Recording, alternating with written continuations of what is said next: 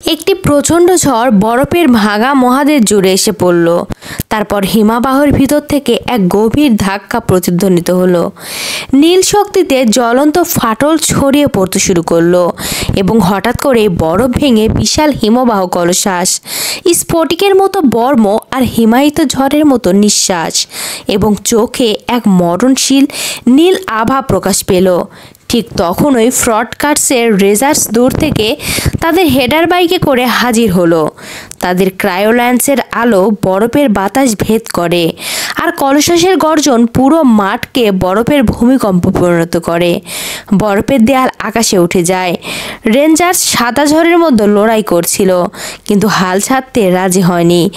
দলের নেতা একটি প্রাচীন সোনালী শক্তি বর্ষা সক্রিয় করে বাতাসে লাফিয়ে উঠল। বর্ষার আঘাতের চমকপ্রদ বিস্ফোরণ ঝড়কে থামিয়ে দিল, আর বরফের দৈত্যটি ধুলোয় পরিণত হলো।